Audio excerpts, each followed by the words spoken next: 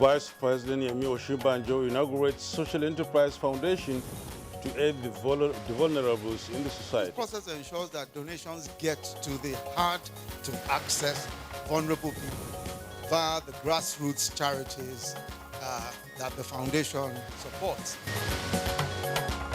Some of them, our families, are yet to get the benefits they're supposed to get. And then, like the police, we're losing them every now and then.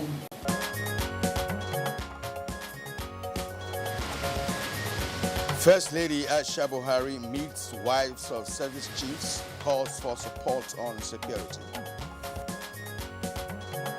New directions on ecological management as stakeholders in Kogi State team up to complement federal government's effort.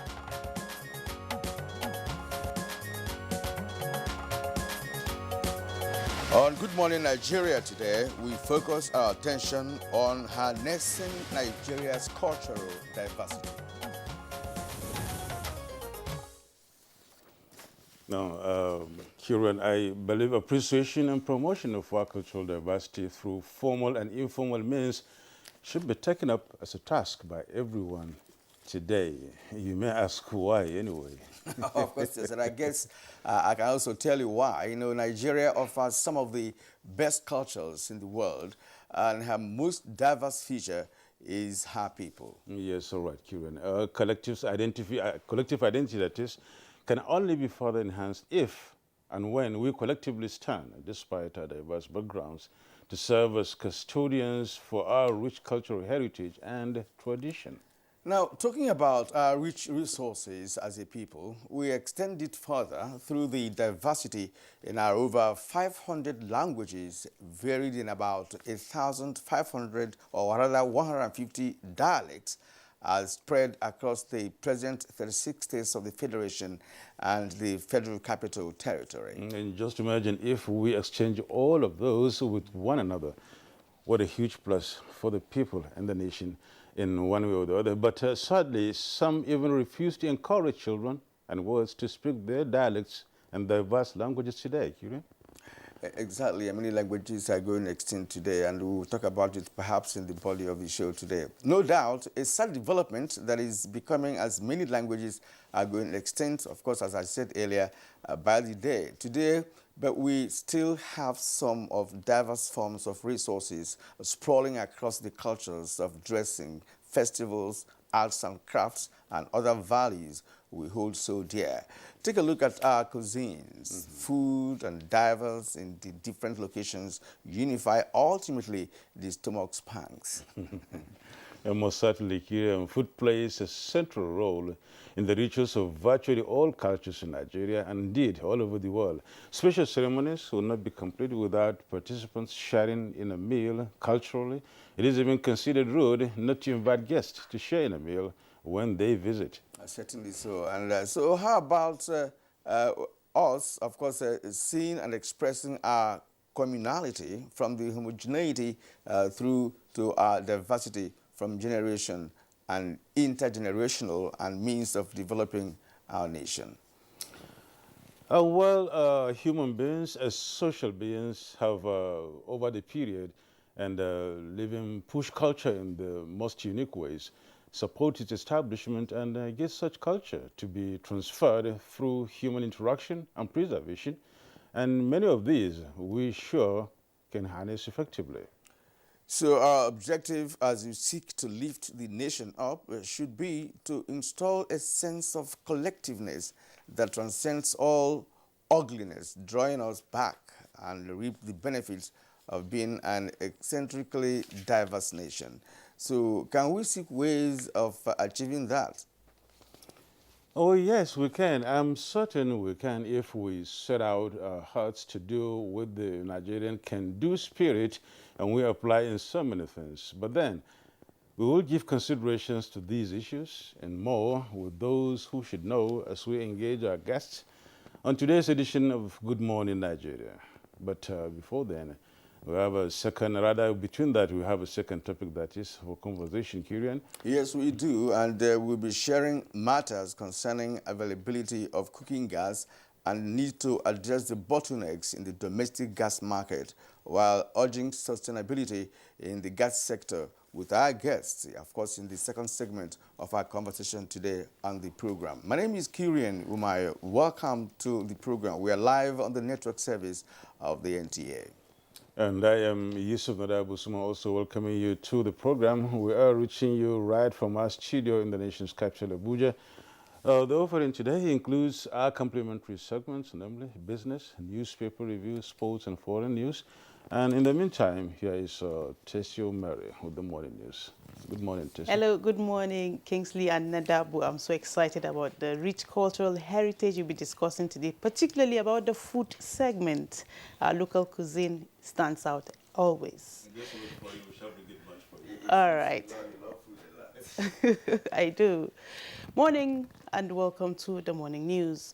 Vice President Yemi Osinbajo on Sunday in Lagos State inaugurated a social enterprise foundation which aims to raise funds and resources for indigenous grassroots charities working with orphaned and vulnerable children, disadvantaged youth, and victims of domestic violence. It's a unique model which does not just give to the needy in the conventional way of merely handing out donations.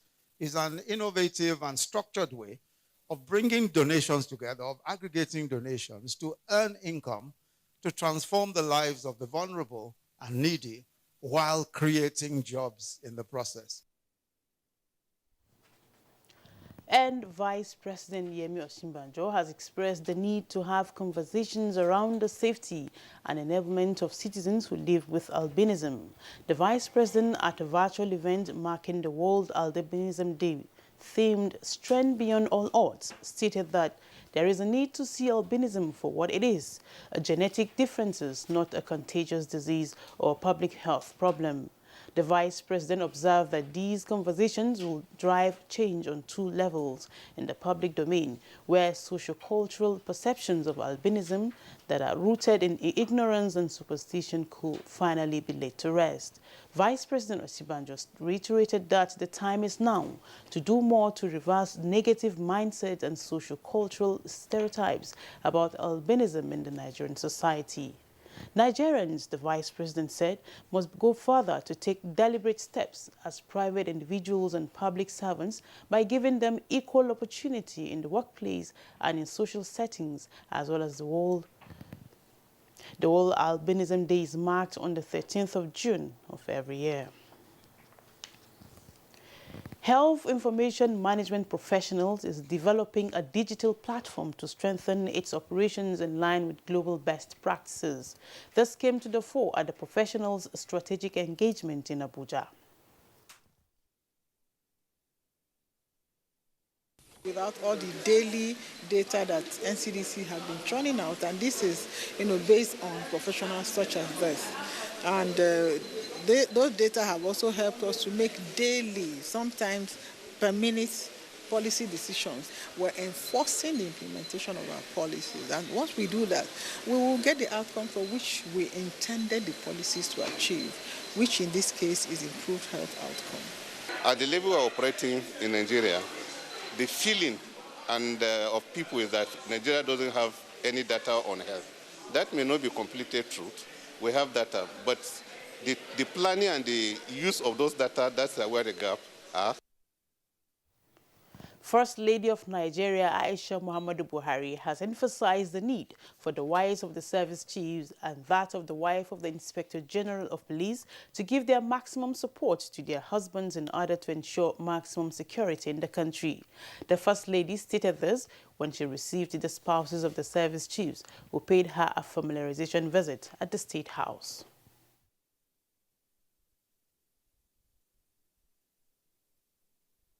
Some of them, our families, are yet to get the benefits they're supposed to get. And then, like the police, we are losing them every now and then, and there's no much replacement, in which we would like to use this opportunity to, like the Chief of Defense Staff, to hasten the payment of the benefit of the deceased military people, and also families, and also for the police maybe to use the opportunity to speak to the wife of the Inspector General of Police to help us encourage our husband to stand firm and make sure that enough recruitment will be made in due course so that it will complement the number of the policemen that died. Emir of Zazzau, Ambassador Ahmed Nuhu Bamali, has described as unacceptable frequent attacks by bandits in Zazzau Emirate and Kaduna State, calling on security agencies to intensify surveillance and prevent such incidences. The Emir made this position known during a meeting with heads of security agencies who paid him a visit in Zaria. We are going to put in our level best to ensure that security is upgraded, to ensure that lives and properties of Zazzau Emirates are protected, and by extension, the entire state of light. And 300 engagement letters and tablets have been distributed to independent monitors in Bauchi State as part of efforts to checkmate and monitor the social investment programs of the federal government. Minister of Humanitarian Affairs, Disaster Management and Social Development, Sadia Umar Farouk, flagged off the distribution exercise. Engagement letters and devices for our independent monitors. And these independent monitors are monitors that are going to monitor all the programs under the National Social Investment. And the number is in hundreds. The Nigeria Center for Disease Control has confirmed 12 new cases of COVID-19 in just 2 states in the country. The states are Lagos with 9 new cases and Kwara with 3 new cases. With this development, Nigeria has 167,078 confirmed cases of COVID-19, out of which 163,469 patients were treated and discharged, while 2,117 deaths have been recorded so far. And that's the morning news. The program continues with Kirian and Nadabo after this break as they dissect our rich cultural heritage, food inclusive.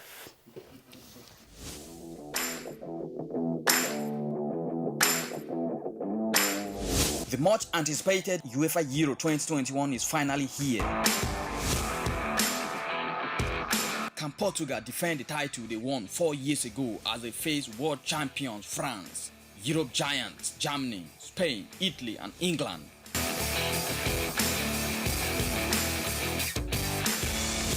Catch all the action via live transmission, in-depth studio analysis, fixtures, results, updates and lots more on NTA, Africa's largest TV network. For sponsorship and advert placement, contact Bola on 08037044286 or Idris on 08034633644. This broadcast is proudly brought to you by NTA in partnership with Media Business Solutions, MBS Sports. Revision classes on television for students in secondary schools in English and mathematics will commence on the NTA. The revision classes will transmit Mondays to Fridays from 5 p.m. to 5:30 p.m. on the network service of the NTA. This is organized in preparation for the various national examinations and orders. This is brought to you by the Federal Ministry of Education.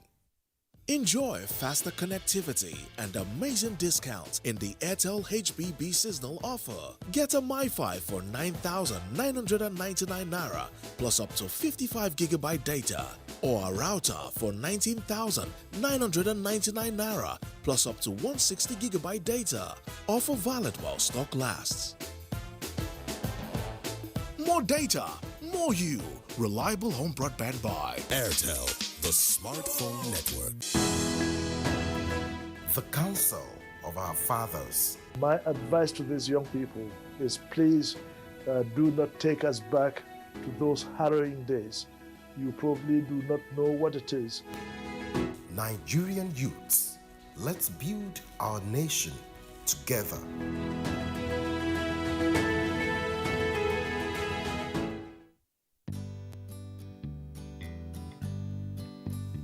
There are certain moments in the day when I need my me time to just unwind and indulge.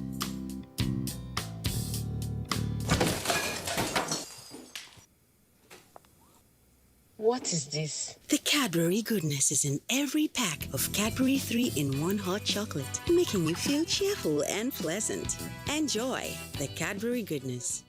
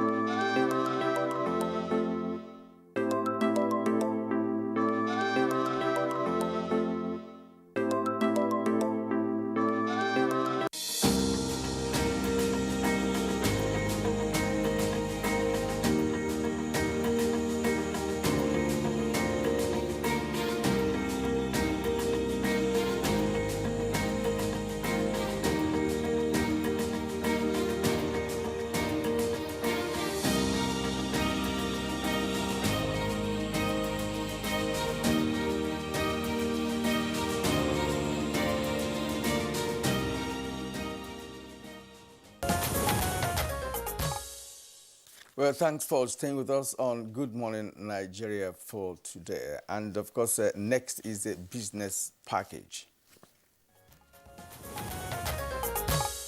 The government of Japan has announced that it will provide approximately $39 million in emergency funds for development of vaccine cold chains in Nigeria and 31 other countries in Africa and Latin America affected by COVID-19. The funds will be given to the United Nations Children's Fund UNICEF, which complements the work of COVAX. UNICEF said it will work with Nigerian governments to provide cold chain equipment in priority storage sites based on gap analysis to improve storage capacity for vaccines and facilitate monitoring of the vaccine potency.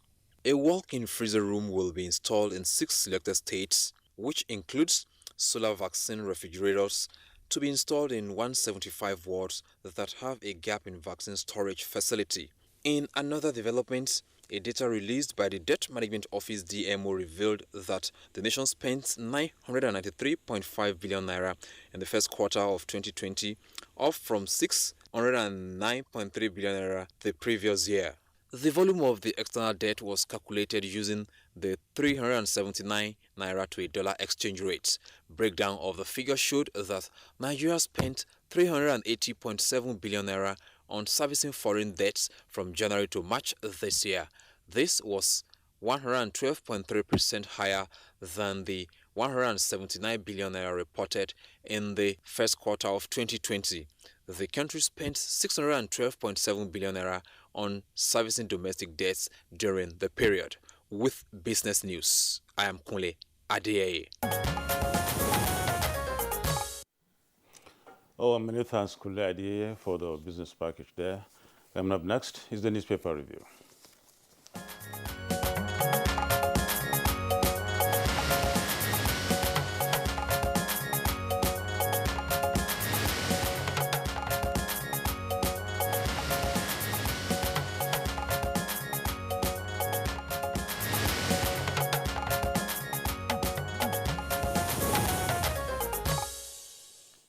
We have been joined by Bayo Atoyebe, our newspaper reviewer. Bayo, it's good to see you again today. Thank you, Kirian. Good You're morning. welcome. Good morning, Yusuf Nadabo. Good morning, Bayo. Welcome. Good morning, Nigeria. Thank you. What do you have, Kirian? All right. Let's begin with the leadership newspaper. Okay. Leadership newspaper. From top to bottom. Mixed reactions thrill FIRS 50% down payment on disputed tax. Details of that story It's on page 4. Now, the lead story on the leadership newspaper this morning, 16 days after abduction, Islamia pupils fall sick. With their 3 riders, parents panic, raise funds through churches, mosques, as bandits reduce ransom to 150 million naira. We won't pay ransom, Niger government insists. IDPs reject local government chairman's rice gift. That sounds strange. All right, Nigeria won't break up despite challenges, according to Ganduje, the governor of Kano State. The story is on page 10. ISWAP frees UN staff, 9 others after 5 months. It's on page 10. Tour operators lament cancellation of 2021 Hajj. The story is also on page 10. 18 killed in Anambra and Plateau states. The story is on page 6. Shimbajo launches Dashmi Foundation. That's on page 9. Now, governors meet over legislature, judiciary autonomy today, as PDP governors accuse federal government of dragging country into bankruptcy. You can get details of that on page 7 of Leadership newspaper. Notable. Okay, today on Daily Trust, we have the following stories. Forest scarcity, airlines worried as operational cost raises. Details of that on page 17. And how Fani Kayode linked me up with Nnamdi Kanu and Sadi Dokubo is there talking, really. That's details on page 36. And on page 32, delegates to determine my successor, says Ganduje. The main story, the big story here on the front page of Daily Trust is we are at the mercy of kidnappers. Emir of Zezo cries out. And it says 30 killed in Benue. That's the rider there. 30 killed in Benue, Plateau, and Niger State. Military gunships kill over 1,000 cows in Nasarawa on page 4. And the riders are herders, farmers in disarray. Soldiers aware of Buhari shoot on sight order, says Autumn, Governor of Benue State.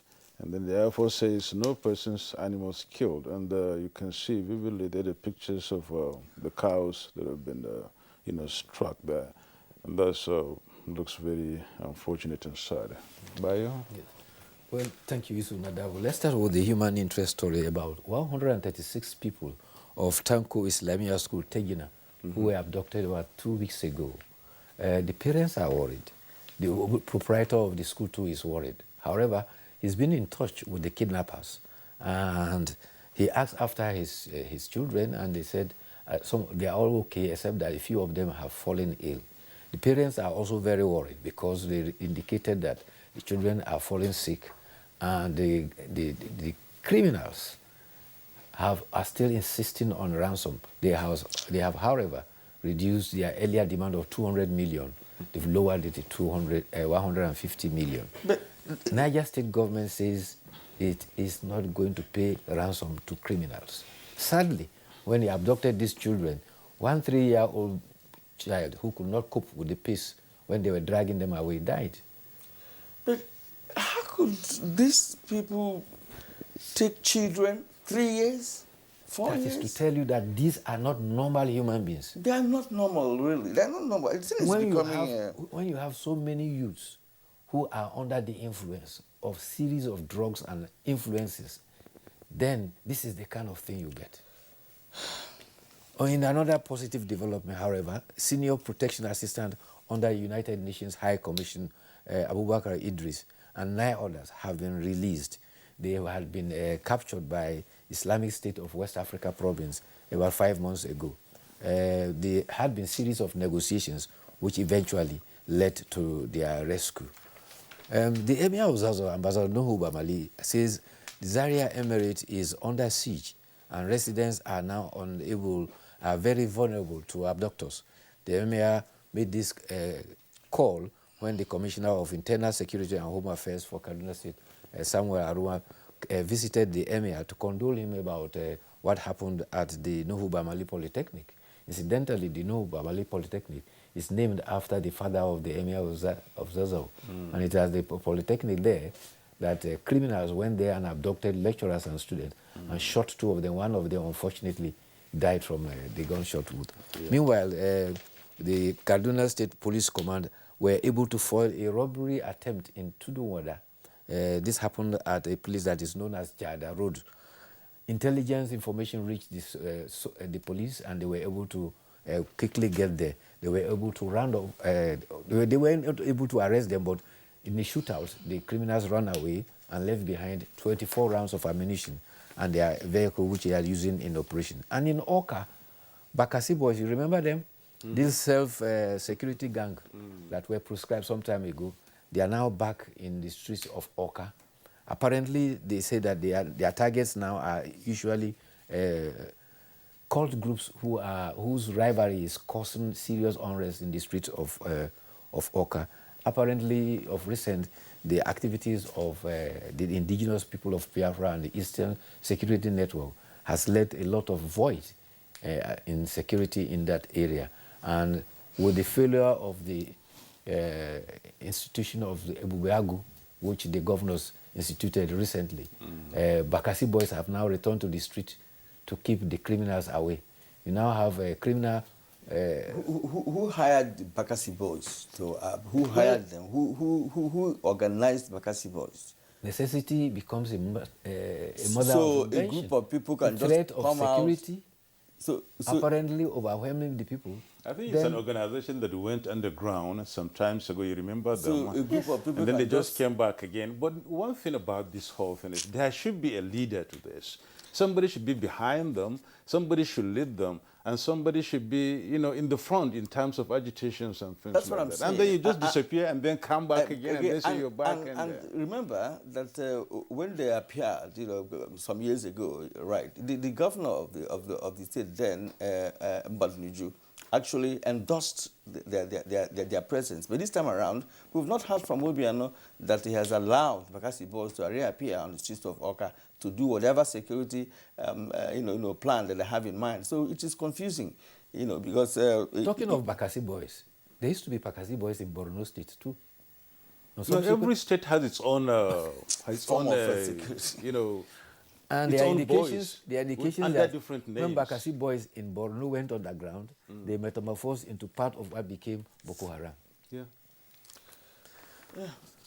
So, yes, the other area of concern is relating to the concerns expressed by the Governors Forum.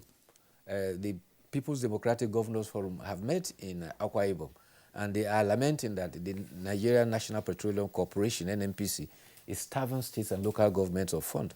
In the communique which they issued and read by the Governor of Sokoto, Aminu Waziri Tambuwal, they expressed alarm that NNPC operations are opaque, and citing that recently the NNPC as an organization refused to remit its contributions to the Federation account, thereby starving state and local government of funds. In another development, the Governors Forum are required to meet today, and they are to look at the initiative to further enhance the autonomy required of the legislature at the state level and the judiciary. You recall that JUSUN and the Legislative Union had been on strike, the call of their strike, just last week, and they are expected, in fact, to resume today. So the governors are now trying to give flesh and authority to you remember the presidential order on the autonomy. They are now making initiatives to establish what has been described as State Financial Allocations Committee. But in some quarters, you know, questions are also being asked as to the necessity for a meeting, for governors to go carry out a constitutional thing. It is a constitutional matter that requires an endorsement by all. Does it really require a meeting to formally endorse, financial autonomy for legislature and judiciary?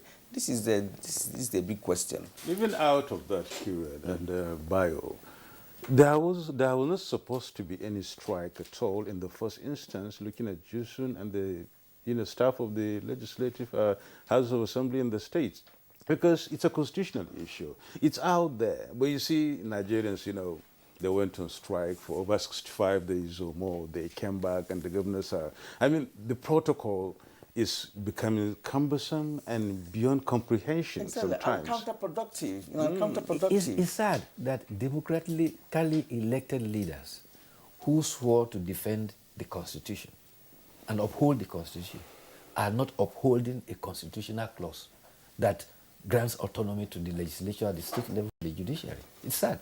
And they now have to spend public taxpayers' money to grant what the Constitution, to authorize and allow what the Constitution has graciously provided for. And I recall we had the governor of Plateau State on this very topic, Governor Lalong of Plateau State. He gave certain reasons, saying that perhaps there should be a services commission for legislature, for them to implement the financial autonomy. But one was asking, what necessity? The clerk of the House is the administrative head of the House of Assembly. Yes. Right, so if there's any kind of administration for the legislature at the state level, the clerk of the House takes responsibility. So having a service commission to be able to effect that perhaps is not understandable by many. Those are operational modalities. Anyway, the other interesting story now is about the human interest story. A 76-year-old super polygamist. He had 39 wives. He died in India. He had 127 children and grandchildren. Zionagaka Chana is supposed to be a patriarch of what is believed to be one of the world's largest families. He suffered from diabetes and hypertension, and he died in hospital on Sunday. Oh, that's sad, really. That's really sad. Bye, Oteobi. We really have to call it quits here. We have two topics to discuss today, so bear with us. We thank you so much for coming this morning. Thank you. See you tomorrow again. You're watching Good Morning Nigeria. We'll be back in a moment with more on this program. Stay with us.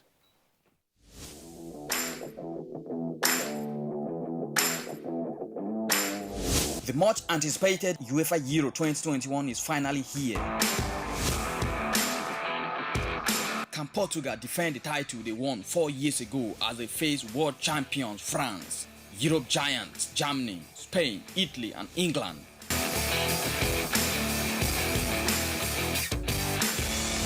Catch all the action via live transmission, in-depth studio analysis, fixtures, results, updates, and lots more on NTA, Africa's largest TV network. For sponsorship and advert placement, contact Bola on 080-37044286 or Idris on 080-34633644. This broadcast is proudly brought to you by NTA in partnership with Media Business Solutions, MBS Sports.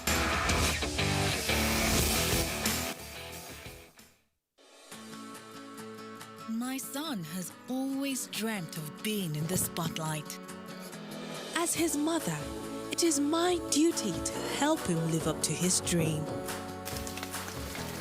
That's why I give him Born Vita every day, which contains iron, zinc, and vitamin C that supports his immunity and gives him the strength to pursue his dreams. Born Vita, strength to dream.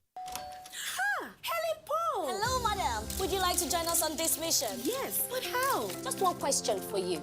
How do you keep your toilet clean? I use regular detergent and bleach for washing and removing yellow stains. I have been using it for years. Oh, madam, the regular detergents and bleach are used for washing clothes. To disinfect your toilet properly, you need Harpic 10X. It is specially made for germs and stains remover. Harpic sticker formula settles on stains and gives 10 times better cleaning compared to regular detergent and bleach. Wow!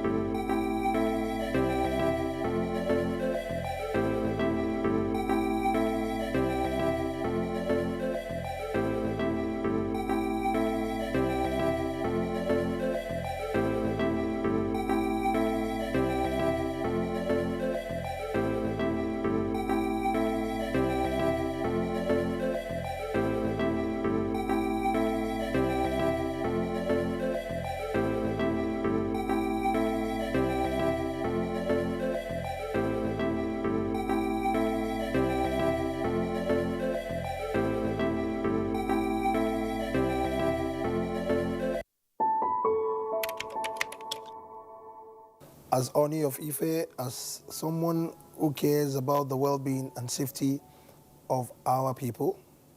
It's time for each and every one of us to realize that COVID-19 is real and it has killed millions of people around the world. Scientists have developed this vaccine. The vaccine is safe for everyone and it contains no microchip, nor can it alter our DNA. However, we must continue to stay safe and stay clean, wear face masks, clean our hands on regular basis, and try as much as possible to avoid a very large crowd and gathering. For those who choose to be vaccinated, it will go a long way in protecting yourself and your loved ones from COVID-19.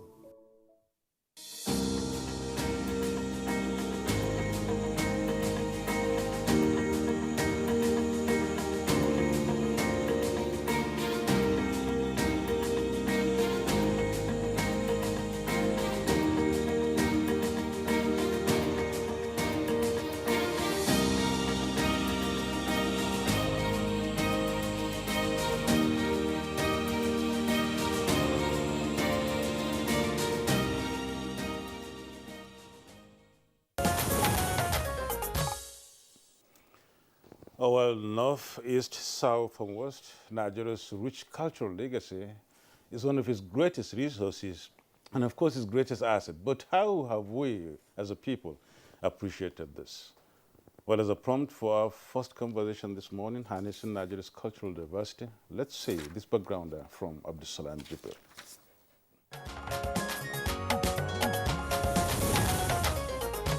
Our unity is our strength, and diversity our power.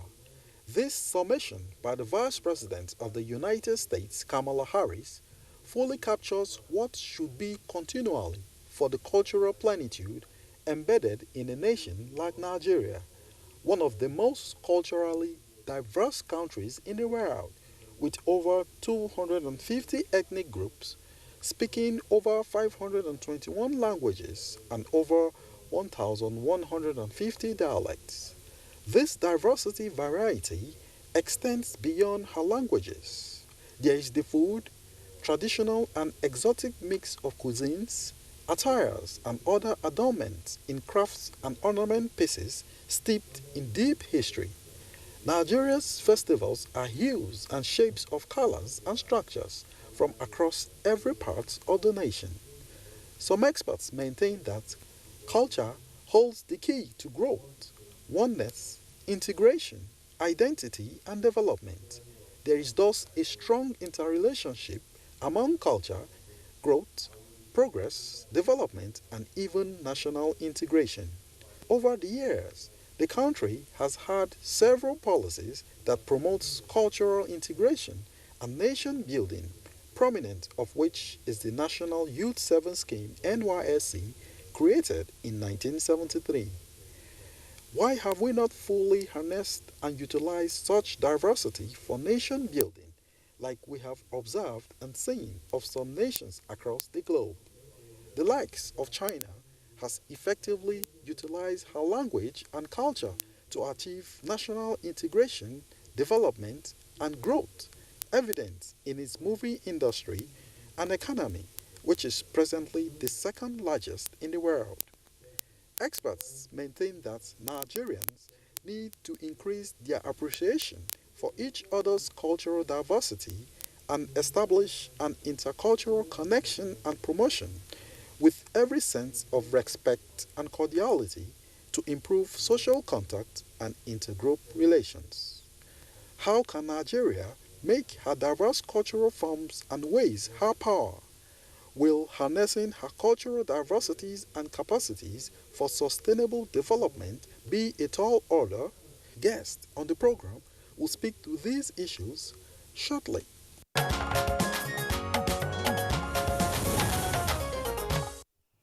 Oh, many thanks, Abdusalam. Joining us now to discuss our topic today, harnessing Nigeria's cultural diversity, is right here in the studio, Ado Muhammad Yahuza, the Executive Secretary Chief Executive of the National Institute for Cultural Orientation. You're welcome to the program. Yeah, thank you. Thank you so much. And also joining us via Zoom is Professor Adebola Adebileje, a professor of English language, education, and applied linguistics, and Deputy Vice Chancellor, Redeemers University, Ede, Osun State. Good to have you on the program, Prof. Thank you. All right, and with us in the studio here is Dr. Suleiman M. Barnabas, Public Affairs Analyst and the Senior Lecturer, Faculty of Management and Social Sciences, Bayes University. We're glad to have you this morning on our program. Thank you for having me. And also here with us in the Abuja studio is Ambassador Chief Chizoba Chiemelo, the DG Strategic Planning and Implementation of Hanez Ndibo General Assembly worldwide. He's also an ambassador of peace to the United Nations here in Abuja. We're glad to have you too. Thank you very much. Gentlemen, we really have to look at this issue critically and then see how great or not great it is, talking about Nigeria's cultural diversity. As we said in our intro, the diversity in this country is one of its greatest resources. And of course, that is why a lot of people across the world really respect us. But how much or how far have we gone in trying to harness that, at least to our benefit?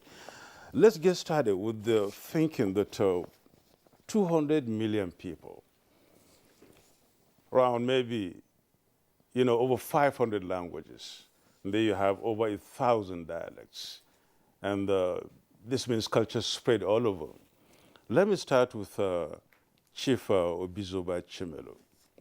How do you look at this issue, this diversity? Is it really working for us as a people, or what's the situation at the moment? Thank you very much. In Nigerian context, there is strength and unity in diversity. But what has happened over time is trying to forge unity in diversity, and so doing, wishing away the cultural, the socio-cultural differences. And that has caused conflict over time. And that is more reason where we are today. So if you look at the issues that has to do with cultural and diversity in Nigeria, you discover if you come to the Igbo land, you have more than 200 languages inside Igbo, and different cultures and different cultural heritage. The government have not harnessed this potential to be able to make peace for the community of the nation. So that is why we have conflict, communal crisis. You see community boundaries are fighting each other, creating problems, killing themselves. You have to understand ourselves by identifying each other's social cultural differences. That is where number one fundamental thing to enable us to be able to coexist. If we don't be able to respect each other's social cultural differences, our diversity will be a mess. We will not harness the gain of diversity. So that is the fundamental issues. So thank you very much. All right, let's bring in Ado Yahoza in this conversation. We're talking about our rich cultural heritage, and as diverse as that may be, there's no part of this country that does not have its own culture, its own language, its own behavioral pattern, tradition, and what have you. And we are now interested in harnessing them for the general development of a nation. How would government come into this issue of harnessing these rich cultural heritages and make them meaningful in the lives of Nigerians in terms of development and other aspects of human life? Thank you very much. I think government has actually historically has been trying, to harness these very rich cultural resources we're talking about. And that's why institutions, were created, like our own National Institute for Cultural Orientation. The essence is to try to mobilize all these cultural resources, marshal them for national development. And I think we've been doing, and other organizations has been doing, in so many ways. And I think the issue of intervention in cultural festivals, in cultural cuisines, in dress culture, in so many other things. Because what he was talking about, like the chief was talking about, these cultural resources, and like the background I also said, are the basis, of what makes Nigeria, Nigeria. The population, the diverse cultural resources, which in Africa, you don't have something like this. So it is our strength. And I think government over time, has realized this. That was why we were talking about the establishment of NYC, the establishment of so many other institutions that try to mobilize all these cultural resources, towards, development of this country. Dr. Suleiman, let's have your thought on this. Nigeria's cultural diversity, so wide, so varied, so many, and so big a country, Nigeria, and of course, as I said earlier on, over 200 million people there with various, thinking, culture, and the rest of them. Let's have your thought on this. Have we really harnessed it? Are we really working towards that? Are we looking at it as a positive thing for us? Well, thank you very much for this very important question. To what extent have we actually, harnessed our diversity to our advantage?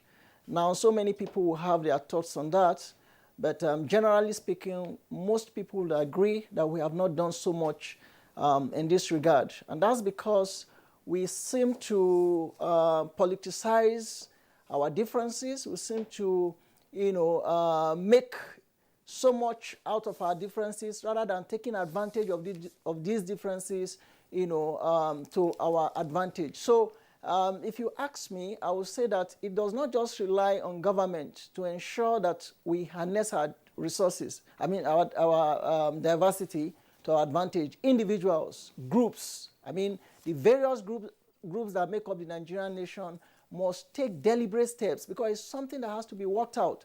It's something that has to be deliberately put on the table to ensure that people appreciate, the differences that we have. Let's see it from the good aspect, not using our differences as tools to promoting our political and other sentimental ends, which we currently see now. So until Nigerians, particularly through their elites, take deliberate steps to ensure that we see the advantages, we see the positives in our diversities, rather than using these differences to undermine other people's cultures, using these differences to create a kind of divide in our socio-political and socio-cultural relationships. That's when we'll be able to actually make and take full advantage of this cultural diversity. It's actually a beautiful thing, just like a tree that has different colors and flowers and all. We must also work to ensure that we actually benefit from this diversity, because properly harnessed, Nigeria will continue, on the path of progress. Nigeria will continue to enjoy the richness of these cultures. Yes, thank you indeed. And one aspect of this issue is for different cultures to understand themselves. For instance, if you're from the southeast of Nigeria, you'll be able to appreciate the culture of the man from Borno State. That understanding will also enable you to see how the harnessing we're talking about can be effective. Now let's go to Professor Adebola Leje, a professor of English Language Education and Applied Linguistics. Sir, I'm happy you have a linguistics background, and many tribes in Nigeria are already crying out for the fact that many languages are going extinct these days, especially from the southeast part of the country. Now, how do the policy makers, connect the comprehensive values of natural and cultural heritages in a country of diverse culture like Nigeria? Madam. Thank you very much. Good morning to everybody. This is a very important topic that needs to be well articulated in order for us to have practical development in Nigeria. Nigeria, as you said, is a multilingual nation with almost 519 languages. And the fact that we speak English, it's a means of unifying the nation, is a means of getting communication among the different languages that exist in Nigeria. But that notwithstanding, we must not neglect our indigenous languages. As a matter of fact, language is the means of harnessing our diversity in the cultural aspect of the nation. We've been talking of how to harness the diversity in the cultural aspect of the nation. It is through language. If we can develop to some extent, majority of the indigenous languages in Nigeria, it's going to create a sense of patriotism among Nigerians. It's going to go a long way to unify the nation, and it's going to create a sense of belonging among us, a sense of respect among us.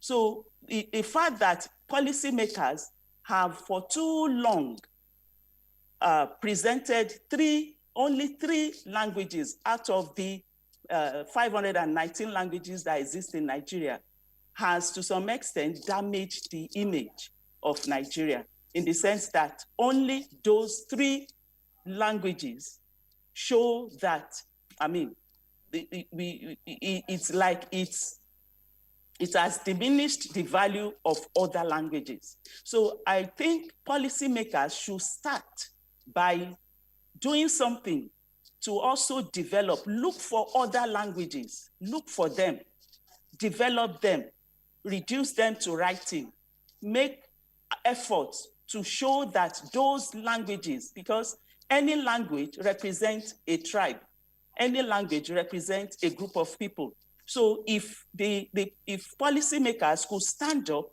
and at least look for those languages and then do something to retain them, to develop them, those people that speak that language will feel some kind of pride. They would also know that people in Nigeria believe in them.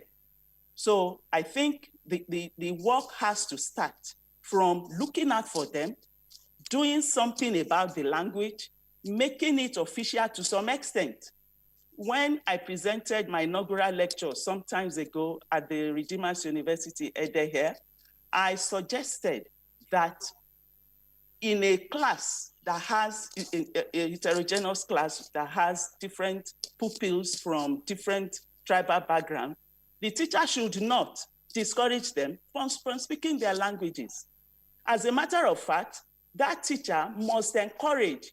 You know, we have played down so much on our languages, indigenous languages, that especially the youth, they feel so ashamed to speak their language when they are among themselves. It is only English that we encourage, and we put so much into English language that we have almost destroyed other indigenous languages. And many of them are already going into extinction. So I want to encourage us, especially policymakers, let's do something. Let's start from somewhere. Let's develop these languages before they die. And if a language dies, it means that the people speaking in that language are dead. We are blessed with so many languages, and a language is the vehicle we use to present a culture. So if a language dies, that means the culture has died. That means the people have died. So it is high time we started thinking about developing. Let's do something. Let's encourage. Let's put to use what God has blessed us with. We are richly blessed in Nigeria culturally, and we determine culture, like I said, through language. So if we only encourage English language and some other foreign languages, then we are doing a very, very great damage to the cultural outfit of the nation. Thank you very much. All right, Prof. Remember, you're also a professor of English language as well. All right. You've spoken well with respect to languages in Nigeria. I recall, Nadabo, some years ago, there was this issue of developing a lingua franca for Nigeria. The issue then was which language, could be used as a lingua franca in Nigeria other than English language. But, of course, that came to naught because the nation couldn't agree on what to do. We have a Hausa, Yoruba and Igbo, these are the major languages. But then there are other languages. Madam, I would like you to give us a sense of the kind of framework you think can be put in place for the selection of languages. I also like you to speak on the issue of having languages as subjects in primary and secondary, especially secondary schools in Nigeria. Thank you very much. The kind of framework we could put into place is by maybe engaging our higher institutions, universities. They could start by establishing centers for indigenous languages in their major, geographical. We could start with the geographical landscape of the nation, where a university may want to represent that geographical situation in the country. And such center would now be assigned to look out for the indigenous, especially those ones that are at the edge of going into extinction. They should look out for them, bring them back, and then do some research. That's what research is meant for. Do some research, know where to come in, and then let that center do the details that are needed to sustain such a language in that geographical location. And when we are talking about schools, it is after such languages have been identified, maybe the university may want to reduce such languages to writing if such has not been done. The orthography aspect of that language could be done, but we have so many of them that already have the orthography level established already. So I think such universities could start off by having encouraging many to come and study the language and train them as teachers, and then deploy them into secondary schools to start teaching such languages, especially to youths at the secondary school level. We may even start from the primary school to encourage them. I think it's that time government does something about that. And at the home level, parents should not discourage their children from speaking their indigenous languages. It is a shame that parents will beat up their children because they try to speak in that is their identity. That is their identity. We speak English, but when we get to Britain, when we get to US, we are still looked down upon. We can never be included in their cultural or linguistic landscape because we don't belong there. This is where we belong. And we should do everything in our power to sustain and develop what we have. It is ours. It is not the English people that will come and develop these languages for us. And as much as we may want to be a developing country, we should do it right. When we go to other countries around the world, we see our children being subjected to learn their language first before they start schooling there. That's what is done in Ukraine. That's what is done in Germany. That's what is done, or even in Japan, in China. You are subjected to learning their own language first before you can start schooling there. So Nigeria needs to stand up and appreciate what God has given them. Many thanks, Professor Debola, who thank you so much for that insight. Ado Muhammad Yahuza, language is a conveyor of culture. Language is what, transmits, people from people to people, from generation to generation, and there we go. And that is where we are today. We're trying to see how we can harness this very natural endowment as Nigerians and then make it positive for us and enhance our development. if cultural inhibitions are there and language seem not to be able to some kind of break them, as the chief executive officer of an orientation or Institute for Cultural Orientation, what do you think should be done about trying to see to it that Nigerians break these cultural inhibitions and then mold into one through cultural transmissions and language usage? Yeah, thank you very much. I think Professor has talked about what the government should do to encourage indigenous languages and all this. I think in our organization right now, we have a program that we call Nigerian Indigenous Language Program. And in these indigenous language programs, we are teaching this language in 10 centers, zonal offices we have. We teach English, as we teach Hausa, Igbo, Yoruba, Tiv, Bagi, and, the smaller languages, we do that. And we, in fact, at 2 different or 3 different levels. We teach this one as a class where we offer, diploma in cultural administration. And then we also have, a program during vacation where we teach, younger generation voluntarily to come. We teach them, they choose any language they want, they learn. We always try to encourage them. Take language, not your own, take another Nigerian language. Because in multicultural, multi-ethnic, multilingual society, it is an advantage for you. If you have your own mother tongue, you learn another mother tongue because it helps you in whatever you do, either as a businessman, either as a civil servant, either as whatever, it helps you. And secondly, it gives this sense of belonging, which leads to the issue of integration and understanding. Because you find somebody dressed like Chief here in Igbo dress, and then he goes to Kano, he speaks Hausa very well. It opens, even as a businessman, it opens a lot of ways. So what we were talking about, learn some of these languages, But the unfortunate thing, like what Prof said, the government is not the problem. The elite, we are the problems. You grow up in a city with our children, you speak Yoruba, you are Yoruba, but you don't speak Yoruba. You don't even understand. Your own children don't go to the village. You don't teach them Yoruba. You speak in English. You are losing. That language is a key. It's a conveyor. So the values, the norms are not there.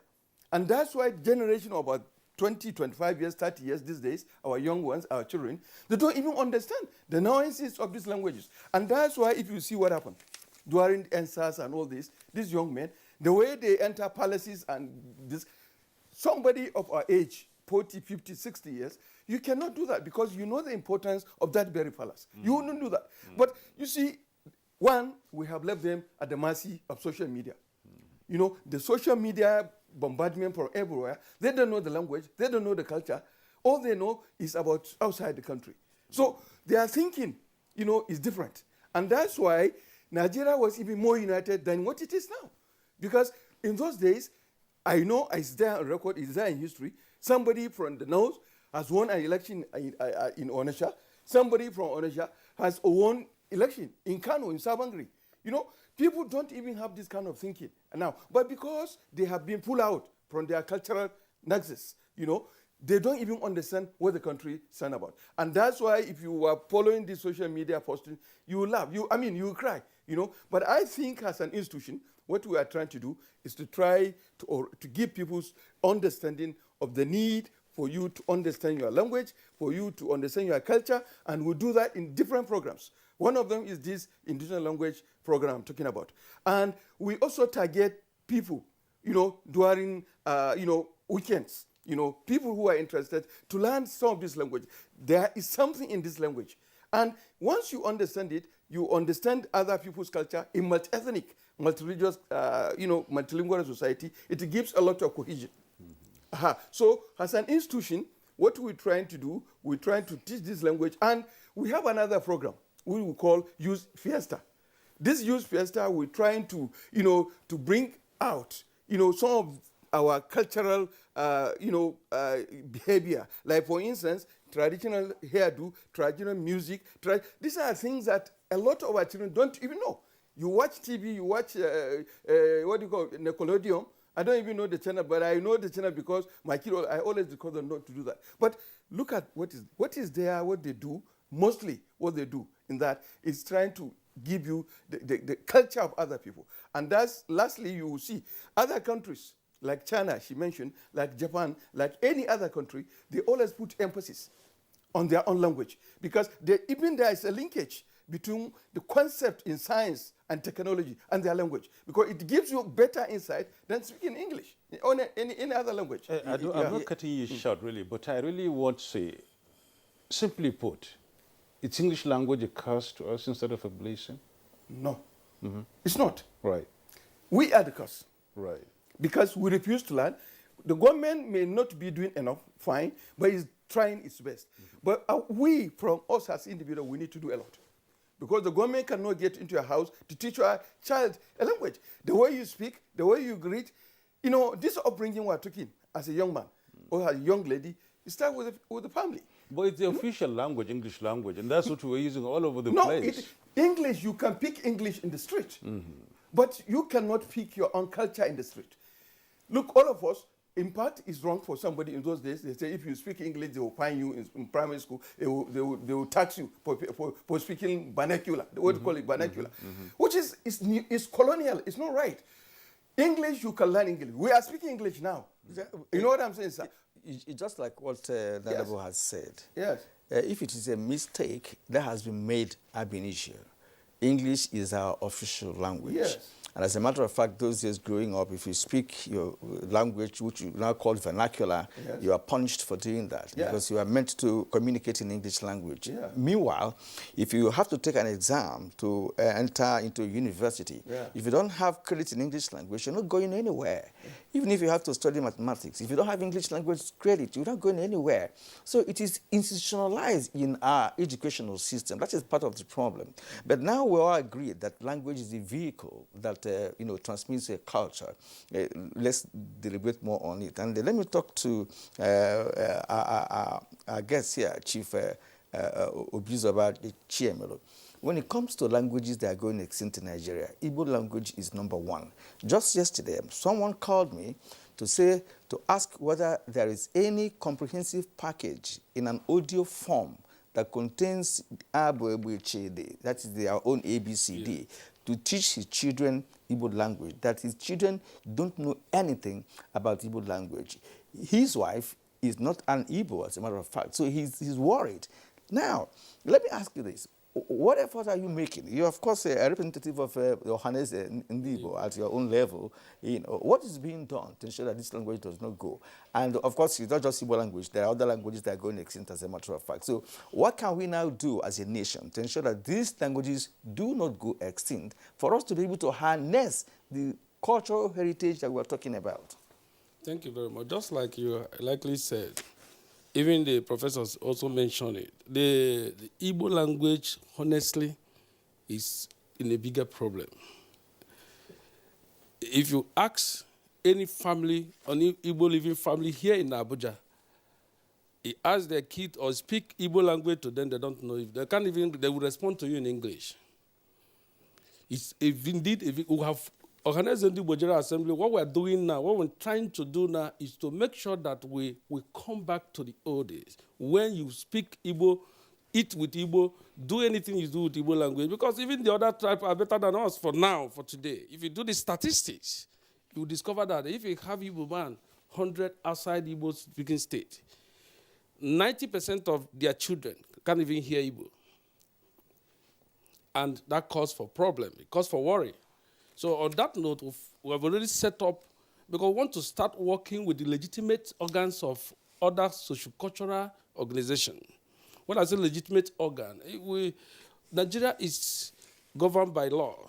And any cultural organization that is not recognized by law should not be speaking on behalf of that cultural organization. Let us shift away from illegality to legality. And that is what Johannes Ndibo General Assembly is duly registered and recognized by the law and the camera. So what we're trying to do is to formulate policies and programs that will reintegrate our people and make our people to understand that the language is number one. I know when I was growing up, you hardly can speak English in my family house. Today I can speak English, I can speak Igbo, I speak Ikwere, I speak Ebema. That's the area I grew up. I speak Wari, Urobo.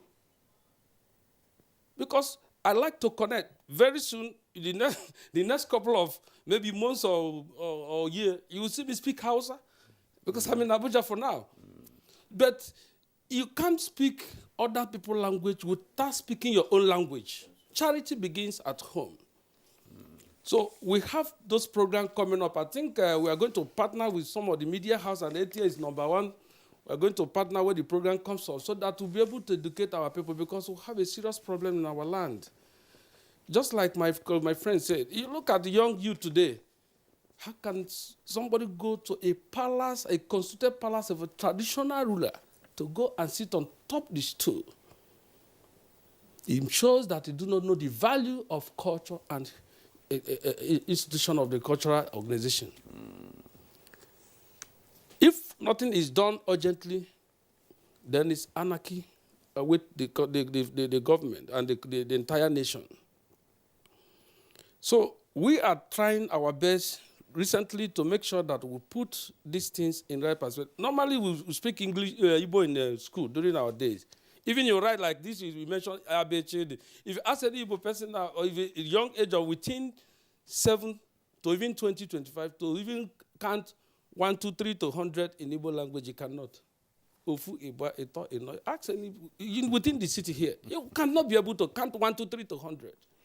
But you can count up to 1,000. We can count up to millions in the English language. So we have problem, and we identify the fact that we have problem. But we want to start, because they say charity begins at home. We want to start integrating our people, calling our people back to where it all began.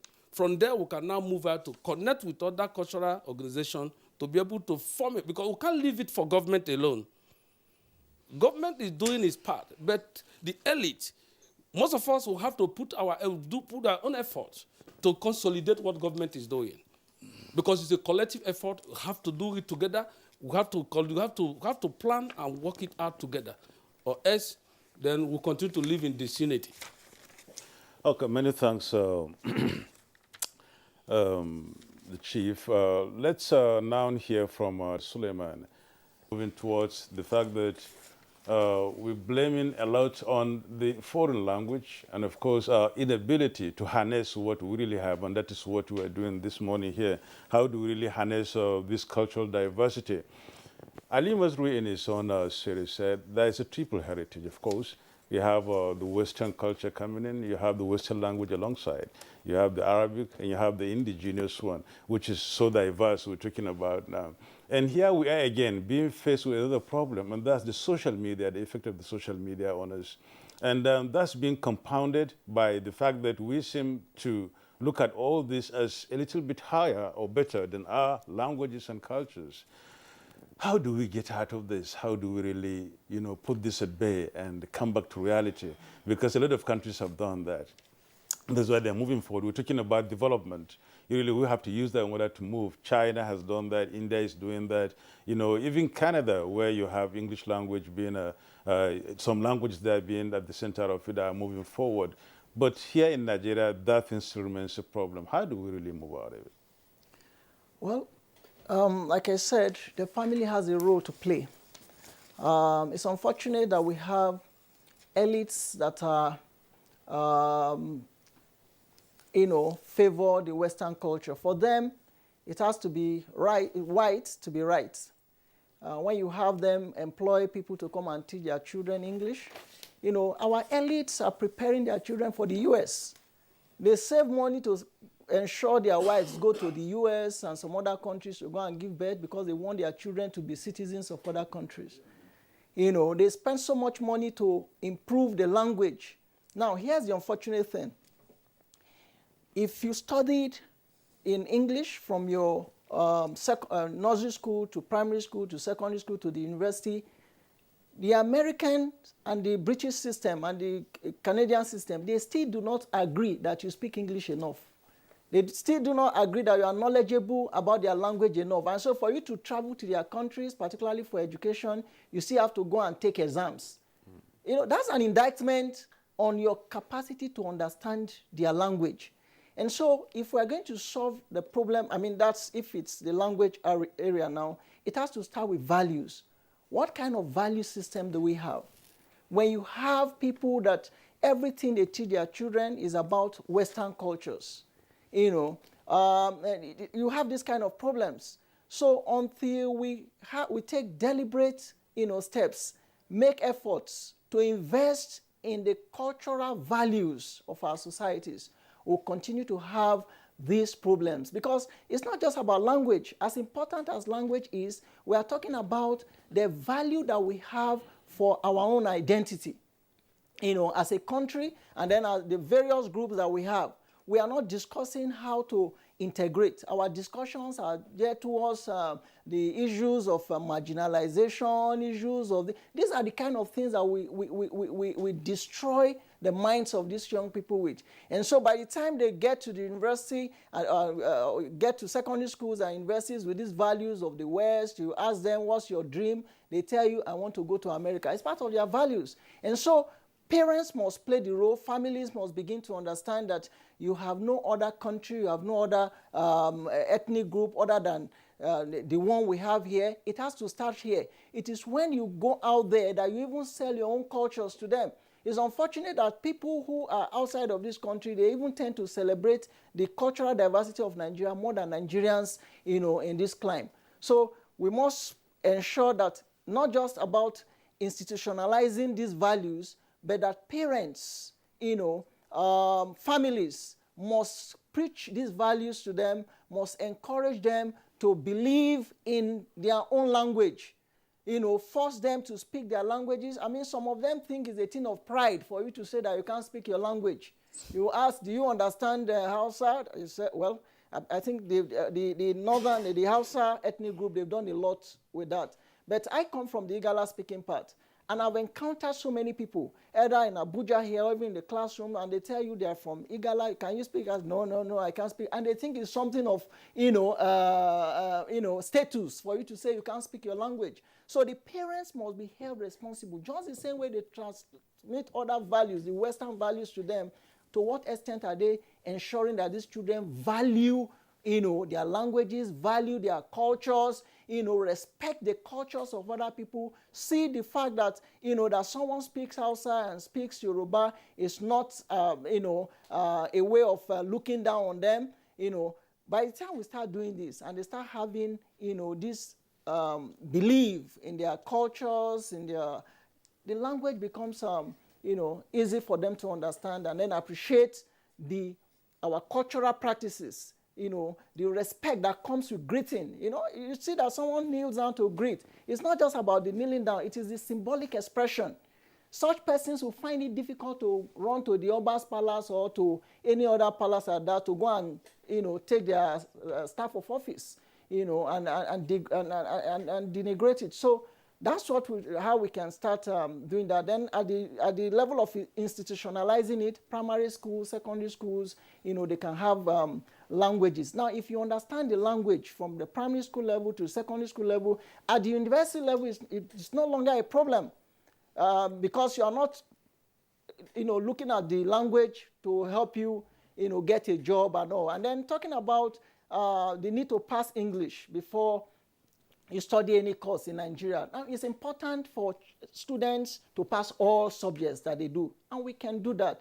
It's not a very difficult thing for someone to have credit in English or mathematics to go for any study, but we must not stop people, for example, from going to study courses because they have failed English. Because we all know that some people speak English very well, but because for whatever reason, the technicalities involved, the principles involved, someone has a D, and you say you cannot study, medicine, whereas we go and bring expatriates here who cannot speak English. You bring expatriates, to come and man, maybe the construction sites and all, and they have interpreters. And in our modern world that you use gadgets and all to do interpretations and all, we don't have to subject our people to double jeopardy in the context of that. Thank you very much indeed. In fact, it's said that one of the most literate countries in the world is Japan. They don't speak English language. They do a lot of mathematics and what have you. Thank you very much indeed. Now, let's move into sustenance of our cultural behavioral patterns. Let me return to Professor Adebola Adebileje. There's this notion that Nigerian society will do better if developmental programs and projects are targeted towards revamping our culture and festivals for the sustenance of these cultures. I was reading one text where I got a message that the Durbar festival, which is today highly celebrated in the northern part of the country, was actually an imported culture from the colonial masters in 1911. But today, Durbar has been sustained. Now, the question is, how do we sustain our cultural values, festivals, and even archaeological heritage in the country to be able to ensure that the younger generation of Nigerians would understand these things and, of course, they try to imbibe into these cultures to ensure that we harness these heritages that we're talking about for the betterment of the nation? Okay, thank you very much. Like we've been saying all along since we started the program, I think we still need to go back to our languages. I said earlier that our language is our identity, and it is the vehicle that drives our culture, that showcases our culture. So when we are talking about cultural harnessing, we must encourage the use of our languages. Do you know that we express better in the language we are most comfortable with? And if that is the case, then that means that if we would want to project our languages, we must start encouraging our children from the very early stage to like the doctor said, to have pride in their indigenous languages. We start from the beginning. We start to build that value in them, to acknowledge the fact that this is mine and I must be proud of it. And when the children begin to grow in that knowledge, it will no longer depart from them. They will no longer see some other languages or some other cultures as better than theirs. So I think it starts from the home. When the parent inculcates that value into them, it will let them, have a world view that will be productive later in life. They will be able to express, and come to think of it, when we are talking about English, we are neither here nor there because we are still implanted in our own culture here, but we are expressing that culture in another language. And so there lies that problem. We still have our culture, even though it's being devalued day after day because of the mixture of the language and a different culture. So when we start from the beginning and we inculcate that value into our children, they will grow to value what is theirs, and they will take pride in that identity. But in a situation where we embrace some other foreign cultures, some other foreign languages better. Now, I don't want us to get something wrong. We are not by any means discouraging the use of English. English has solved so many linguistic problems in Nigeria because the fact still remains that Nigeria is a multilingual, multicultural entity. And the only thing that can unify all this, that can harness all this diversity is that English language, which we have been using all along. However, we must not, because we can speak English, now play down on the other languages. We are killing ourselves. We are killing our cultures. So if we have a working knowledge of that. Oh, well, it seems we have a little problem there. It's becoming really a trouble. or rather whenever the connection becomes so it gets better. Ado Mohammed Yahuza,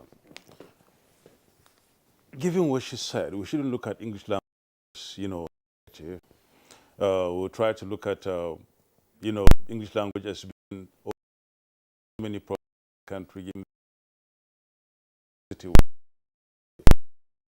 About the fact that it's not all about language this time around. It's about we have to really see how much we'll be able to, make the young culture, have the values they are supposed to have for them to really appreciate it than other cultures somewhere else.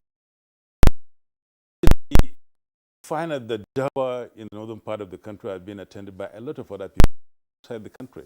So also is the Yam Festival down in the east, and so also in the west. And so many cultures have their own festivals and, small festivities here and there. When the rains come, festivals are there. When the harvests come, festivals are there. One good thing about Durban you talked about is that it's even not particularly culture of the North, but it's, taken from British colonial masters from 1911, from what I read actually. But it has been the important thing that it has been sustained for a long time and has become the culture of a people, wherever it came from, right? But it has been sustained for a very long time. Anyway, the bottom line here, what I want to really drive at is, is the issue of culture. Yes. How do we, make our children or the young ones imbibe these cultures we cherish from the beginning and try to give little, attention to the Western ways of life and give more attention to our culture, so much so that the values we attach to them can be carried along and transmitted. Yeah, thank you. I think before I respond to your question, let me make some point of correction on this issue of Dauba. This Dauba is not a colonial creation. What happened, Dauba as it is just symbolic recreation of pre-colonial warfare in northern Nigeria. You talking in Borno, you talking even before Sokoto Caliphate. You know what I'm saying? What happened is that British colonial administrators went to India before they came to Nigeria. They also find some semblance of that kind of thing, in New Delhi, in Delhi and other places and all that. So now they organize this ceremony, attending to August visitor and all this. So when they came to Nigeria, northern Nigeria in particular, they also found something like this happening. So they organized it, along that line from 1911 to date. You know what I'm saying? Using it as a welcoming activity for August visitor and all this. So essentially, it's not a colonial, creation. It has been existing for years, even before the jihad of Usman Abodo. Yes. Coming to what you're talking about, I think the issue of this culture thing is what we value. Like what my friend there, the young doctor said about creating what we consider our value. If we as a people, we consider this is valuable to us, this is something important to us. We have so many cultural resources in this country, across the country, everywhere, that are very positive, they are very nice, that they could be marshaled for national development. This is all we're saying.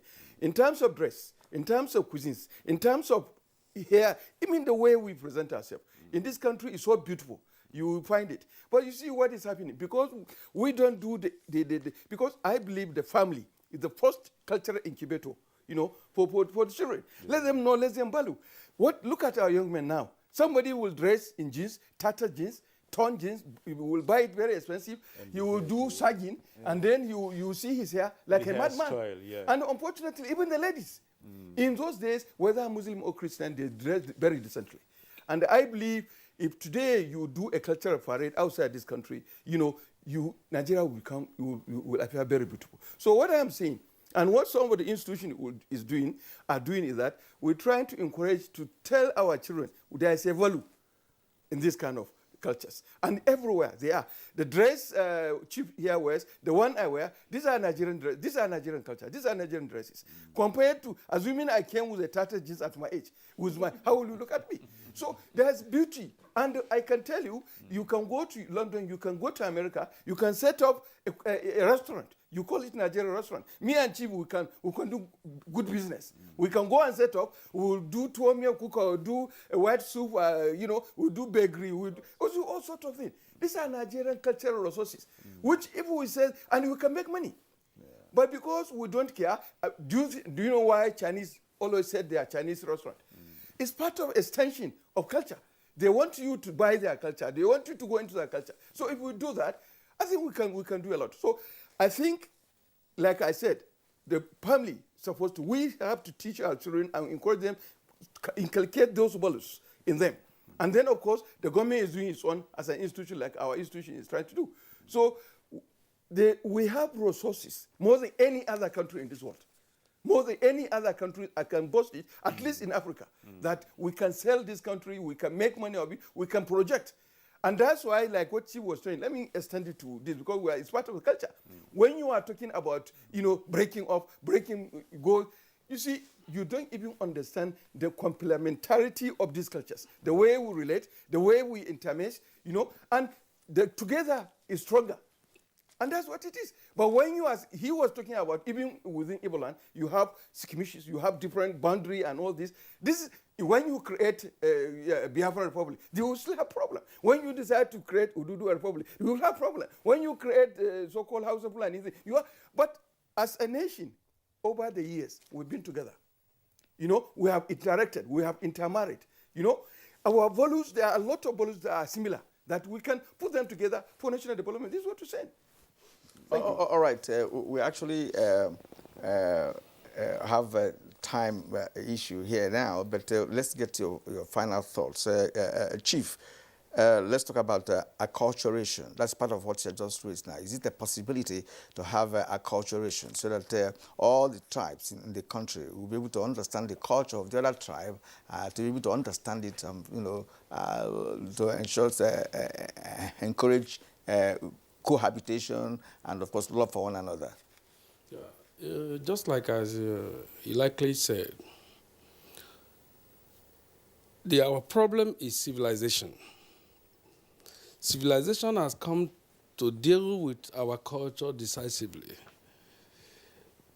He's talking about wearing tall jeans and all that. These are not from us. It's from foreign. It's from the Western.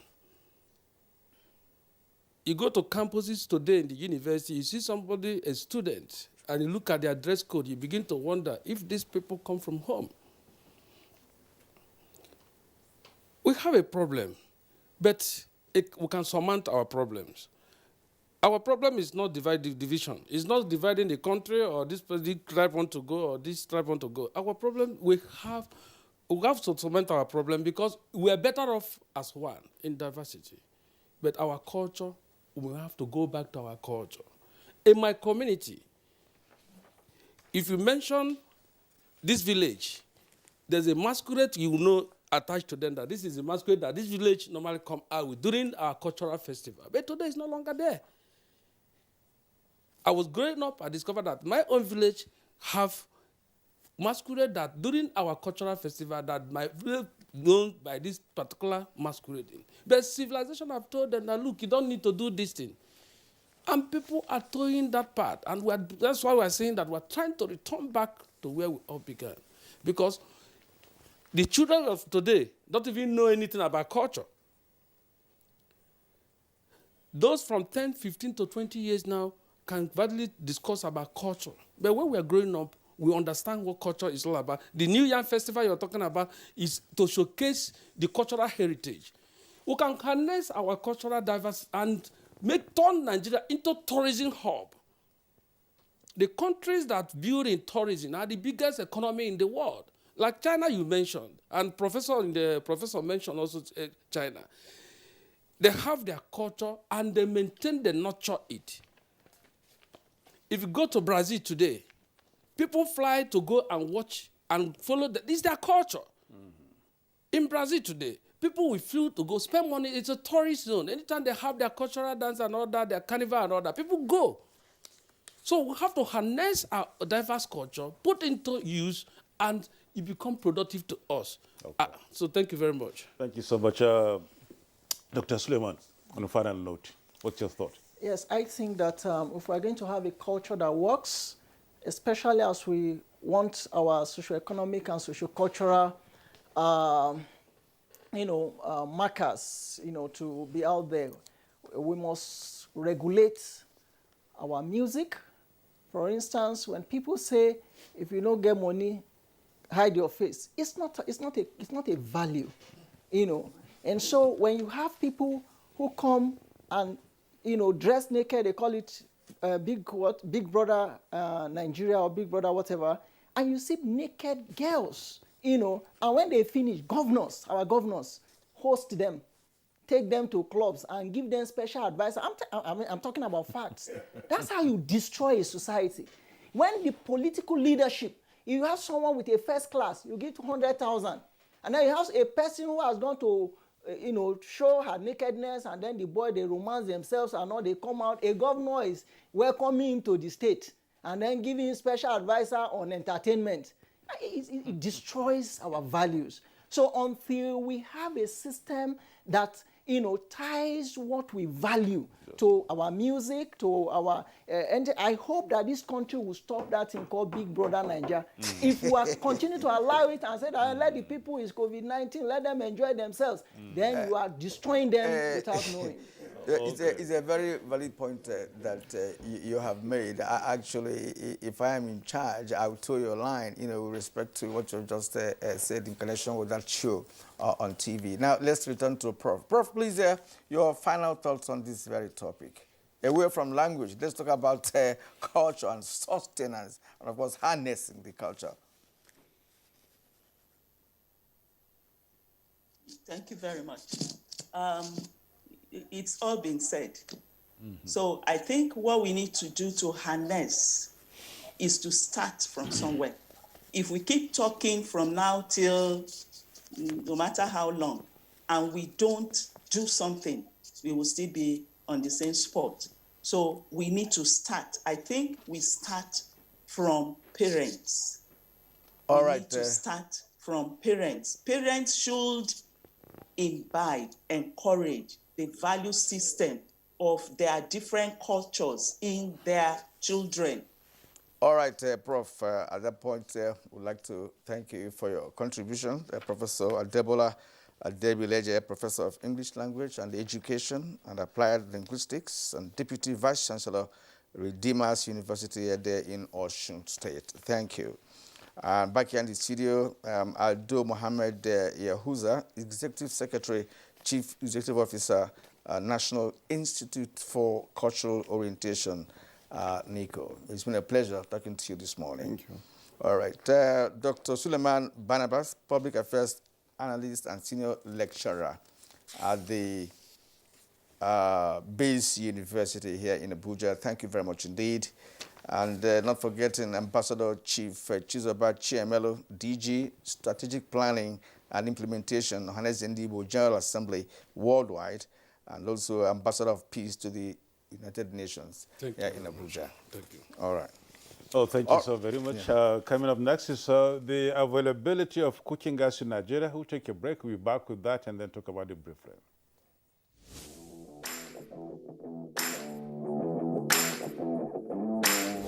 The much anticipated UEFA Euro 2021 is finally here.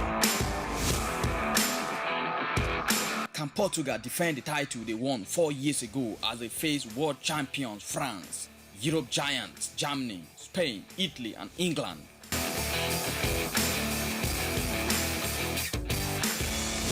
Catch all the action via live transmission, in-depth studio analysis, fixtures, results, updates, and lots more on NTA, Africa's largest TV network. For sponsorship and advert placement, contact Bola on 080-37-044-286 or Idris on 080-34-633-644.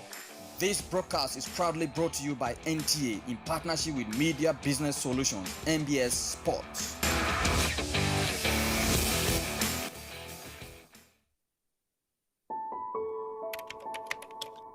My name is Nancy Oyedia Orom. I'm AIT correspondent. I've been covering the Presidential Task Force on COVID-19 the last 1 year. I just took the jab, the Oxford AstraZeneca vaccine, and it was seamless. And I was opportune to take these vaccines with the SGF, the ministers. So I want to use this medium as a journalist for someone who has experienced COVID in the last 1 year. I want to implore media houses, broadcast industries. Let's join hands together to propagate the good information out there for people to believe in these vaccines. That's the only way we can have health immunity and also achieve the projection and target of Nigeria come 2022. Well, I must implore all Nigerians to go out there, register on the Primary Healthcare Development Agency website. These vaccines are free for all Nigerians. Go to the website, register. It is free for you and I.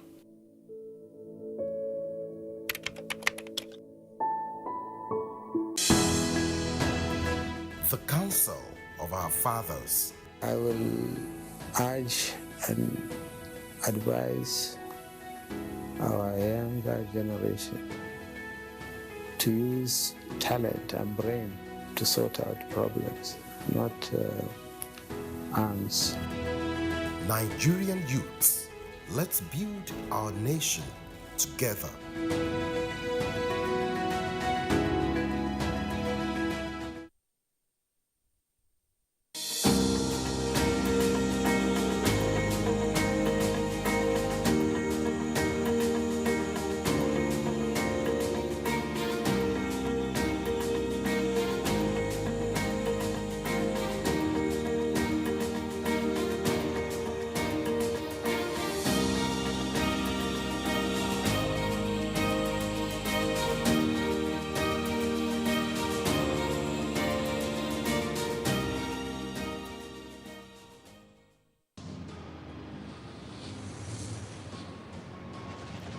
The Sports Parliament, your weekly sports program, is back to the studio every Thursday, 10:30 p.m. to 11:30 p.m.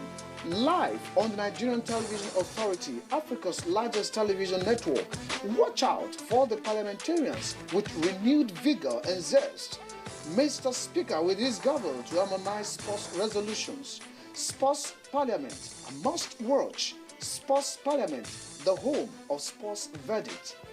The eyes have it.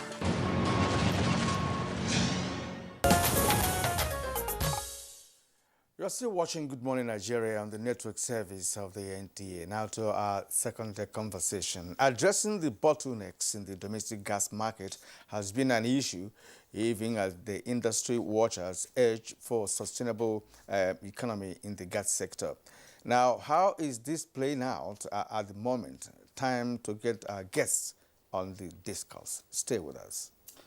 And of course, joining us from our Benin studio to discuss availability of gas in Nigeria is Mr. John Yakubu, Vice President, and then the Midwest Zone, Nigerian Association of Liquefied Petroleum Gas Marketers.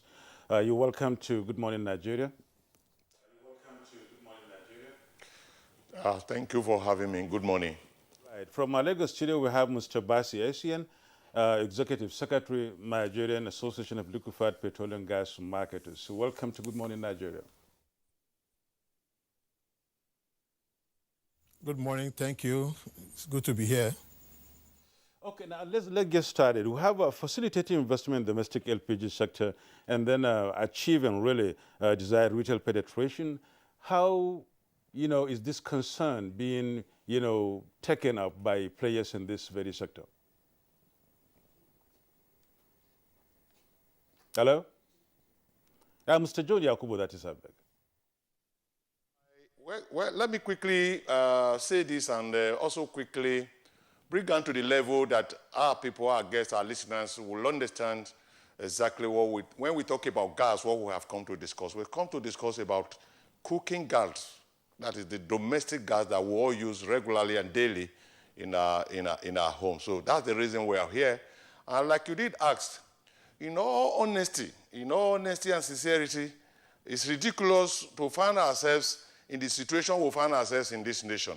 It's even shameful. Not because we as a nation, as one of the largest LPG, let's talk about cooking gas production in Nigeria. Today, we go outside of this country to still bring in cooking gas. What that means to the ordinary person in this country is that we have a large deposit of LPG, or we produce LPG, we produce cooking gas in abundance. We want to export this cooking gas to our neighboring country, even to Europe. We'll again, as a country, go outside to bring in cooking gas back to Nigeria for our domestic use. So it is shameful where we are as far as cooking gas is concerned in this nation. What I want to explain in that regard is this.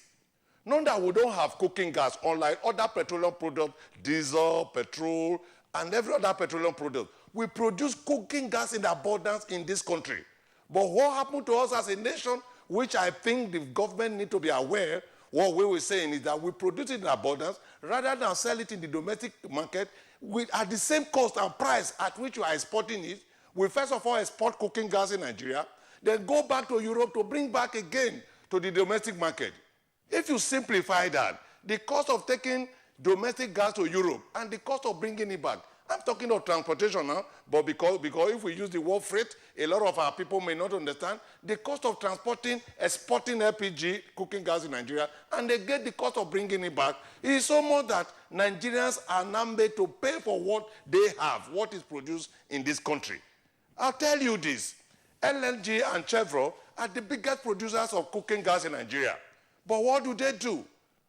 Out of the 100% LPG or cooking gas that we consume in this country, LNG, Nigeria Liquefied Natural Gas Nigeria Limited, give us a paltry sum of 40% to the domestic market. They export the other one, they will go back again to Europe, buy it with hard-earned money, bring them back to Nigeria, transport it back to Nigeria, and the ordinary man on the street, the ordinary man at home, who just need a kg or two of cooking gas to cook his food, is paying so much for what we have in abundance. So that is the basic problem. What we are saying as an association is full domestication of cooking gas. If ExxonMobil and LNG Nigeria produce more than what we need, we are not saying they should give it for us to give it to this country for free. We are saying sell it to Nigerians. At the same amount of money, you will want to sell it to people abroad. If you are selling it for $1 for people abroad, sell it to Nigeria for the same $1, and we know we can have it, bring it to the domestic market, and sell it to Nigerians. I'll tell you one thing so that because you know exactly why we are where we are today. As of June last year, we were paying less than 3.5 million for 20 metric tons of gas. As of today, as I speak to you on this program, this morning to Nigeria, this morning, we are paying 6.2 million for the same 20 metric tons of gas we bought for 3.5 million about 8 months ago. You can see the difference. You can see the margin with which the price have increased. And what do? As businessmen who at the end of the day will want to make at least a profit, you see the marketers pushing and pushing. But it has reached a point we can no longer push this cost to Nigerians. That is where we are. Let me just make a follow-up to Mr. Bassi. Talking about what he said, Mr. Bassi Isian, exporting these things and then bringing them back to Nigeria for sale. I mean, are we towing the line with the petroleum, products, or do we have the capacity to really process these things in Nigeria, I mean the gas in Nigeria, and then sell to Nigerians without having to go outside Nigeria? What I'm saying is this. Already processed cooking gas by LNG and ExxonMobil. What they do, the cooking gas we have in Nigeria today, 100% of the cooking gas we have today, LNG only gives the domestic gas 40%. We go to outside the country, Europe, to bring in the remaining 60% using the hard-earned dollars of this country. We are not talking of whether we are able to process it. I'm saying already processed cooking gas, exporting already processed cooking gas, and we again go outside to go and bring them back to this country. And how do you explain that to this country? Honestly speaking, it's shameful. Well, let's bring in Bassi here. The question my colleague, put across a short while ago was actually whether we are towing the line of petroleum products where we export crude or only to import the refined one that we use here domestically. But your colleague has actually answered that question. But one other important question here to put to you is liquefied petroleum gas, that's the cooking gas price, has gone up very sharply. What is responsible for that? That is one. Two, the government is planning to introduce a transportation model adopted in petrol distribution to standardize petrol price across the country. The model is planned to be extended to cooking gas. Will this bring down the cost of cooking gas across the nation? Bassi Etienne, please come in here. The cost of cooking gas in the country is dependent on a lot of factors. First of all, we need to speak out about availability, because where the demand outstrips the supply, then there's going to be a problem. As it is right now, in 2007, we were consuming about 50,000 metric tons of LPG annually. As of December last year, the consumption had gone up to over 1 million metric tons per annum. And out of this, 40% of this is supplied domestically by LNG, while 60% is imported. The fact is that we know that the LNG has a production capacity that even as at now can cater for all our domestic needs.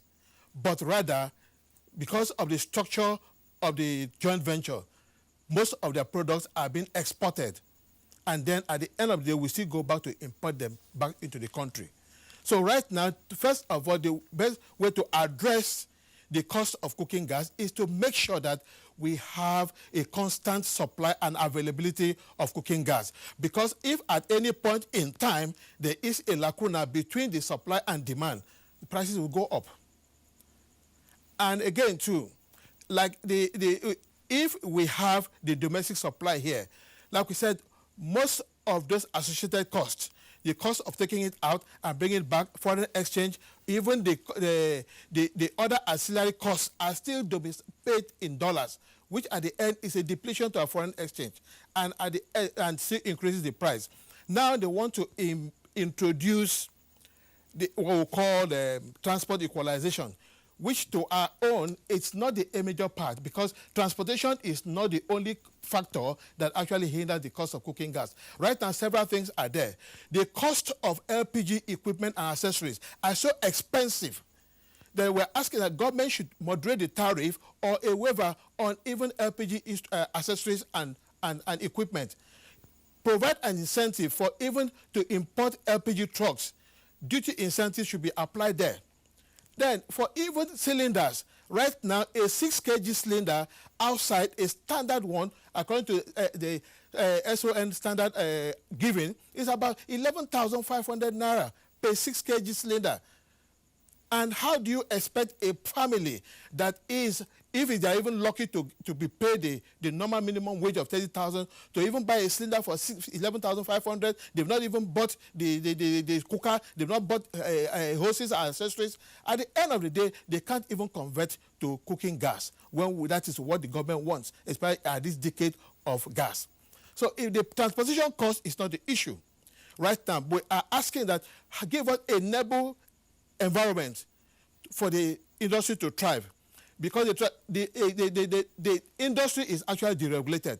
So you cannot have all the same price everywhere. But the fact is, if all the things are put in place, availability is there, the roads are good, the investors are able to move this product to every part of the country with ease, definitely the price will stabilize.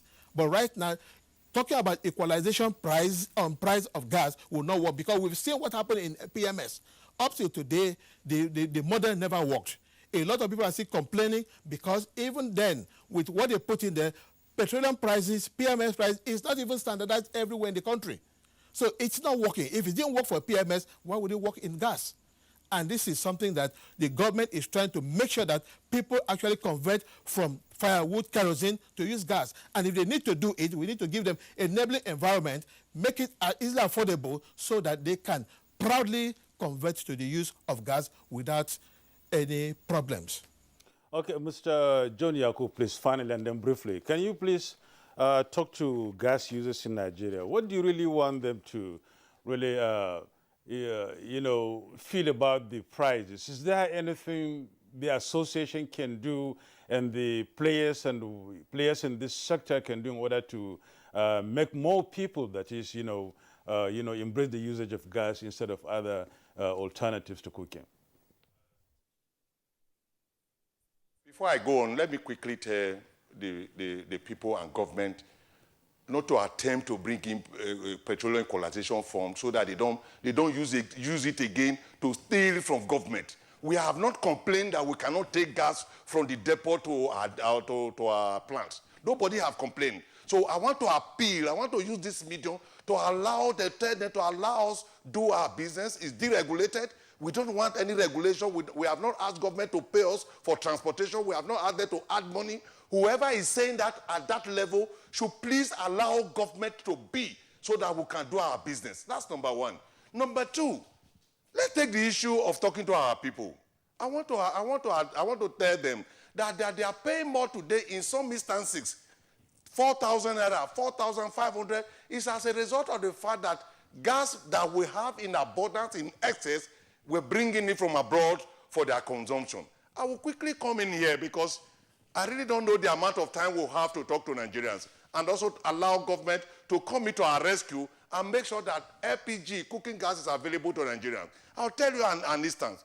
Recently, the gas gathering project in Benin, the Ologbo axis, which was completed, a laudable project by federal government, well conceived, well analyzed, and it's been completed, which is supposed to add about 20% to the domestic market.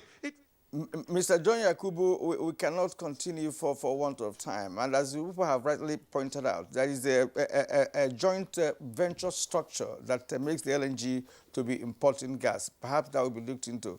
Thank you so much for being part of our program this morning. John Yakubu, Vice President and the MID West Zone, Nigerian Association of Liquefied Petroleum Gas Marketers. Mr. Basi Essien, Executive Secretary, Nigerian Association of Liquefied Petroleum Gas Marketers. Thank you indeed for being part of our program this morning. Well, thank you so very much for being part of this program, all of you out there. It's our pleasure. We really pray that you join us tomorrow for another part of the good. I'm Yusuf Nadabusman. Bye-bye. And I'm Kirian Umayo. Keep it with us tomorrow.